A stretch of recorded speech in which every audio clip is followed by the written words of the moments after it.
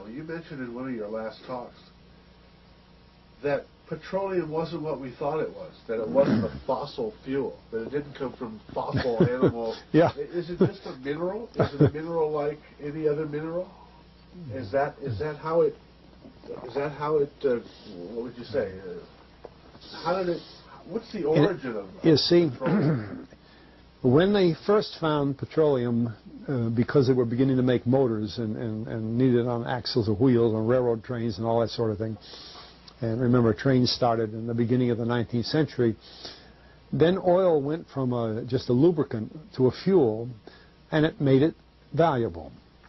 And Rockefeller happened to be the smartest man in the business at the time, but he made most of his money, or much of it, off the transport of the petroleum as well as selling it.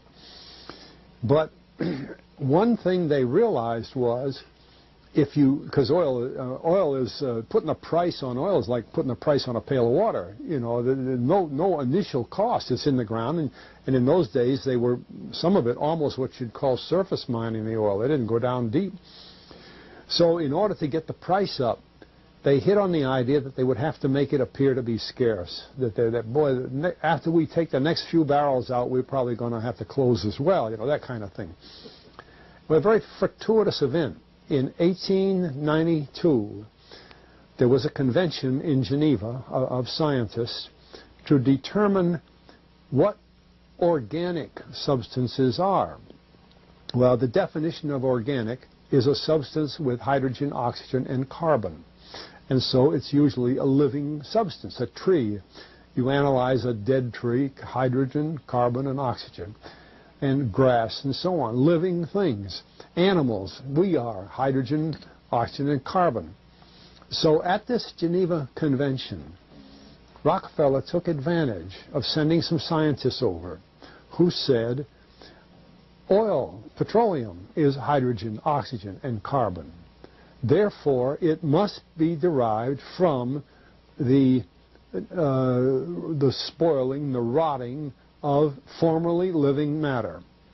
And playing the game properly, when this scientific convention was over, they defined oil as the residue from formerly living matter. Well, that makes it a fossil fuel. I don't know why they decided to use the word fossil, but it says formerly living matter, it's fossil. Well, of course, today, and another thing we should know is that there has never been a fossil, a real fossil, found below 16,000 feet. And you can't argue at 16,000 there's a level line, because someplace the ground sinks and so on. But 16 is what the scientists say, 16,000. We mine oil, or we drill for oil, at 30,000, 33,000, 28,000 every day of the week.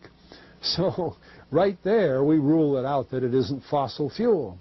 It's called fossil fuel for the minds of the public to feel that it is an asset that is running out, being depleted. We talk about depletion allowance, which is a lot of, you know. And actually, if you know the world's oil supply, you know that it is not going to run out for an awfully long time. It is the second most prevalent liquid on Earth. And we haven't begun to dig. Well, with all that background, you see, the people in charge of the petroleum business, for perfectly reasonable business things, like any other man in the business, wants to keep his price as high as he can get away with. And the way to do is just say, well, there's no more. The last barrel is going to cost $1,000, and then it's all done. And they preach that stuff. What bothers me is that in geology books, it's in there. The geologists say it's a fossil fuel. Somehow they've been bought. I mean, I went to a 4-year federal staff energy seminar run by the government of the United States during the so-called energy crisis. I was the participant that represented the railroad industry. The airline industry was there. Every AA, administrative assistant of senators and congressmen, was there. The CIA was there, the Defense Department was there, the State Department was there. Sometimes sitting right in front of me in the row would be Henry Kissinger with his friend, the head of Department of Defense, It's too bad I can't put the names with them. But anyway, people like that, top men in the government, sitting there listening to the Federal Staff Energy Seminar. Well, what this was doing is for 4 years, they were teaching a propaganda line to the leading people in this country, and therefore to the leading people in the world, when you include the Kissinger and Schlesinger, among others.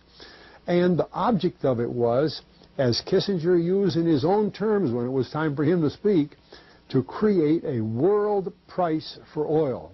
In other words, not 30 cents a gallon here and 90 cents a gallon there, but let's get a world price. That's their goal, and they're trying to do that for wheat and everything else.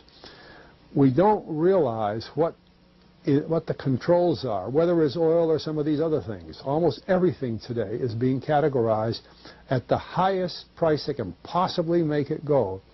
And so calling petroleum a fossil fuel is the basis for this system with respect to petroleum. And I don't know if the name Arthur Kantrowitz rings any bell. Arthur Kantrowitz is the head of the Kantrowitz Labs set up by the Avco company near Boston, scientific laboratories, and a great man in the scientific world. And Kantrowitz and I were sitting at a table at this seminar once, and the table happened to be all young college grad, PhD geologists. And so just to get a conversation started, I turned to Kantrowitz and I said, Arthur, what do you think about this foolishness of these speakers talking about fossil fuel? And it was kind of put up. He started laughing.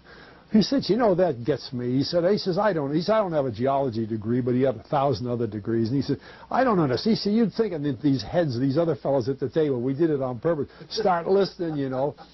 And he asked, he said, are you gentlemen, he says, you're here at the meeting, are you gentlemen by any chance geologists? And one fellow, yes, I am. And the other, yeah. He said, well, why don't you tell me? He said, why is oil, you know, and he went on like that. We brought the house down because nobody could argue with Kantrowitz. He like Einstein. People aren't going to, and he told them right there, he said, just drop it. But it's in all the books and in all the papers. But it started from that strange meeting in 1892, a scientific convention.